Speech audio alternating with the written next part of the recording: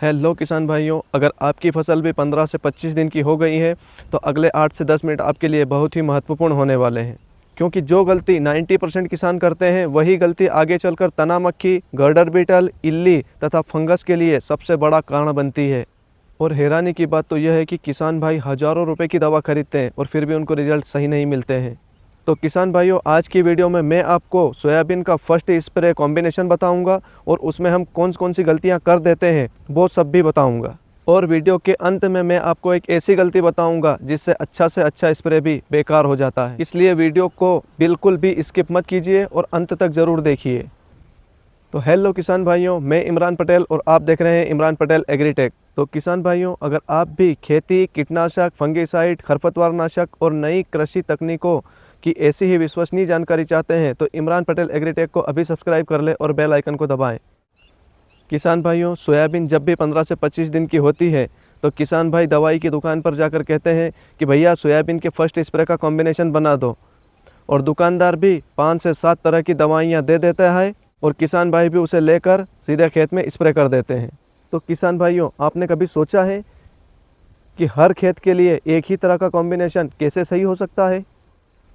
बस यहीं से गलती की शुरुआत होती है, क्योंकि किसी खेत में तना मक्खी का प्रकोप होता है, किसी खेत में इल्ली का और किसी खेत में फंगस का प्रकोप ज़्यादा होता है, और कहीं पर सिर्फ सोयाबीन की ग्रोथ कम होती है। इसलिए आज मैं सिर्फ आपको दवा ही नहीं बताऊंगा, बल्कि बताऊंगा कि हमें कौन सी दवा कब और क्यों डालनी चाहिए और हम कौन सी गलती कर देते हैं। अब सबसे पहला सवाल आपके मन में भी यही आया होगा कि सोयाबीन में फर्स्ट स्प्रे कब करें। तो किसान भाइयों, जब आपकी सोयाबीन की पत्तियां 5 से 7 या उससे ज़्यादा हो जाएं और खेत में नमी अच्छी हो तो यही सही समय माना जाता है फर्स्ट स्प्रे का। लेकिन किसान भाइयों, अगर बारिश लगातार हो रही हो और खेत में पानी भरा हो तो पहले स्थिति सुधारिए, उसके बाद में स्प्रे कीजिए, क्योंकि गलत समय पर किया गया स्प्रे सही दवा से भी सही रिजल्ट नहीं देता है। लेकिन अब सबसे बड़ा सवाल तो यही है कि फर्स्ट स्प्रे में हम कौन कौन सी दवाइयाँ लें। तो किसान भाइयों, अगर आपकी सोयाबीन में भी शुरुआती अवस्था में तना मक्खी, एफिड, जेसिड और दूसरे रस चूसक कीटों का दबाव है तो किसान भाइयों, उस स्थिति में आप बायर का सोलोमन या सिजेंटा की अलीका या इन्हीं टेक्निकल में किसी और आपकी विश्वसनीय कंपनी की दवाइयाँ भी ले सकते हैं। लेकिन याद रखिए किसान भाइयों, दोनों में से सिर्फ एक ही दवाई को लेना है। कई किसान भाई दोनों को एक साथ ले लेते हैं, यही पहली गलती होती है। इससे फ़ायदा तो बढ़ता नहीं है, उल्टा खर्च बढ़ जाता है। दोस्तों, अब आते हैं उस सवाल पर जो सबसे ज़्यादा पूछा जाता है कि सर, क्या हम अलीका या सोलोमन के साथ में इमामेक्टिन बेंजोएट या कोई और कीटनाशक ऐड करें या नहीं? तो दोस्तों, इस सवाल का जवाब हर खेत के लिए हाँ भी नहीं है और हर खेत के लिए ना भी नहीं है। क्यों? क्योंकि सबसे पहले आपको ये समझना होगा कि दोनों दवाइयों का काम अलग अलग है। क्योंकि किसान भाइयों, सोलोमन या अलीका का उपयोग तना मक्खी, रिंग कटर या रस चूसक कीटों के नियंत्रण के लिए किया जाता है, जबकि इमामेक्टिन बेंजोएट या कोई और इंसेक्टिसाइड का उपयोग पत्तियां खाने वाली इल्लियों के नियंत्रण के लिए किया जाता है। यानी अगर आपके खेत में इल्लियों का प्रकोप नहीं है तो सिर्फ दूसरे किसानों को देखकर इमामेक्टिन या कोई और इंसेक्टिसाइड मिलाना समझदारी नहीं है। दवाइयाँ हमेशा समस्या देखकर चुनिए, आदत देखकर नहीं। लेकिन एक गलती और, कई किसान भाई सोचते हैं कि जितनी ज़्यादा दवाई उतना ज़्यादा फ़ायदा, लेकिन सच इसका बिल्कुल उल्टा है। क्योंकि ज़्यादा दवाई मिलाने से सिर्फ आपका खर्च बढ़ता है और फसल पर अनावश्यक रासायनिक दबाव पड़ता है, और कुछ मामलों में मिश्रण की संगतता भी प्रभावित होती है। इसलिए हर दवा का एक उद्देश्य होना चाहिए। किसान भाइयों, अब तक हमने बात कीटों की, अब बात हम फंगस की करते हैं। क्योंकि बरसात के मौसम में एक और रोग तेज़ी से बढ़ता है जिसे फफूंद जनित रोग कहते हैं। तो किसान भाइयों, शुरुआती अवस्था में लगने वाले फफूंद जनित रोगों के नियंत्रण के लिए हम मैनकोजे प्लस कार्बेंडाजिम टेक्निकल वाला कॉम्बिनेशन डाल सकते हैं। इसके इस्तेमाल से शुरुआती अवस्था में लगने वाले सामान्य, कॉन्टैक्ट और सिस्टेमिक दोनों तरह के फफूंद जनित रोग कंट्रोल हो जाते हैं, खासकर जब मौसम में लगातार नमी हो या लगातार बारिश हो रही हो।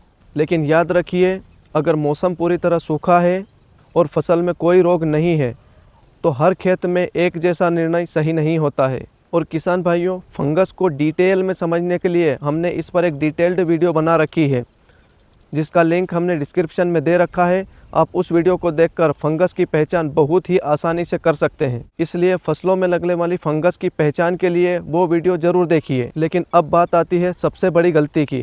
कई किसान भाई सोचते हैं हमने इंसेक्टिसाइड और फंगिसाइड का स्प्रे कर दिया, अब फसल अपने आप तेज़ी से ग्रोथ करेगी। लेकिन किसान भाइयों, ऐसा नहीं होता है। कीटों को रोकना और बात है और फसल को पोषण देना दूसरी बात। क्या आप चाहते हैं फसल जल्दी बढ़े, नई शाखाएं निकले और पत्तियां हरी रहे, तो किसान भाइयों संतुलित पोषण भी उतना ही ज़रूरी होता है। तो किसान भाइयों, यहीं पर आता है अगला प्रोडक्ट जिसे हम 19-19-19 कहते हैं। इसमें क्या खास है, आइए जानते हैं। तो किसान भाइयों, इसमें नाइट्रोजन, फास्फोरस और पोटास संतुलित मात्रा में होते हैं, जो फसल में शुरुआती ग्रोथ के लिए बहुत ही अच्छे माने जाते हैं। लेकिन याद रखिए, अगर खेत में नमी नहीं है तो स्प्रे से चमत्कार की उम्मीद मत रखिए। अब एक सवाल और, जब हम 19-19-19 डाल रहे हैं तो क्या माइक्रोन्यूट्रिएंट की ज़रूरत नहीं होती है? किसान भाइयों, ऐसा बिल्कुल नहीं है। 19-19-19 मुख्य पोषक तत्व देता है, जबकि फसल को जिंक, बोरॉन, आयरन, मैग्नीज जैसे सूक्ष्म पोषक तत्वों की ज़रूरत होती। अगर इनकी कमी है तो फसल कमज़ोर दिख सकती है, नई पत्तियां ठीक तरह से विकसित नहीं होती है और बढ़वार प्रभावित हो सकती है। इसलिए संतुलित माइक्रोन्यूट्रिएंट कई खेतों के लिए उपयोगी साबित होते हैं। लेकिन किसान भाइयों, अभी भी एक चीज़ बाकी है। मान लीजिए आपने इतनी महंगी दवाइयाँ भी खरीद ली, सब कुछ सही मिलाया, लेकिन अगर दवाई पत्तों पर ठीक तरह से चिपकी नहीं, सही से एब्जॉर्ब नहीं हुई, तो दवाइयों का असर बहुत ही कम हो सकता है। यही वजह है कि कई जागरूक किसान भाई यहाँ पर एक प्रोडक्ट और जोड़ते हैं, जिसे हम सिलिकॉन बेस्ड स्टिकर कहते हैं। किसान भाइयों, आपने कई बार किसान भाइयों को कहते हुए सुना होगा कि हमने इतनी महंगी दवाइयाँ डाली, फिर भी रिजल्ट वैसा नहीं मिला। लेकिन किसान भाइयों, इसका कारण हमेशा दवा नहीं होता। कई बार रीज़न होता है कि दवाएं फसल पर सही तरह से चिपकी नहीं, सही तरह से फैली नहीं और सही तरह से एब्जॉर्ब नहीं हुई।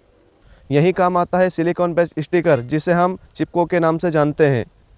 इसका काम दवाई को फसलों पर सही तरह से चिपकाना, फैलाना और सही ठीक तरह से एब्जॉर्ब करना, जिससे कि हमारे स्प्रे की प्रभावशीलता बढ़ जाती है। लेकिन याद रखिए किसान भाइयों, चिपको कोई दवा नहीं है। अगर आपने दवाई का डोज गलत चुना है तो केवल चिपको से चमत्कार नहीं होता है।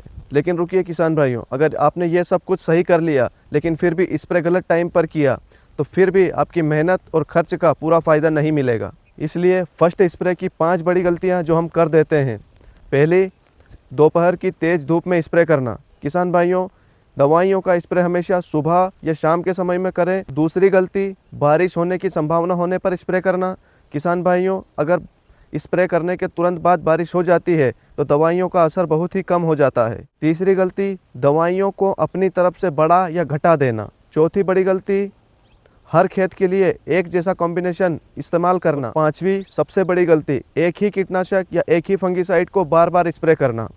किसान भाइयों, ऐसा करने से कीटों और फफूंदीजनक रोगों की रोग प्रतिरोधक क्षमता बढ़ जाती है और उनकी दवाइयों को बर्दाश्त करने की क्षमता बढ़ जाती है। तो दोस्तों, सोयाबीन का पहला स्प्रे सिर्फ दवाइयाँ मिलाने का नाम नहीं है। अगर आपने सही समय पर सही दवा चुनी और सही टाइम पर स्प्रे किया तो आपकी फसल की शुरुआत मजबूत तरीके से होगी। इसलिए याद रखिए किसान भाइयों, अच्छी खेती की पहचान महंगी दवा नहीं बल्कि सही पहचान है। तो किसान भाइयों, अगर आज की वीडियो में आपको नई और सही जानकारी मिली है तो वीडियो को लाइक ज़रूर करें और अपने किसान भाइयों तक शेयर करें ताकि उनको भी सही जानकारियाँ मिल सके। तो किसान भाइयों, अगर आप भी खेती से जुड़ी सही और विश्वसनीय जानकारी चाहते हैं तो इमरान पटेल एग्रीटेक को अभी सब्सक्राइब करें और बेल आइकन को दबाएं और नीचे कमेंट करके बताएं कि आपकी सोयाबीन अभी कितने दिनों की हुई है। मिलते हैं अगली वीडियो में, तब तक के लिए जय हिंद।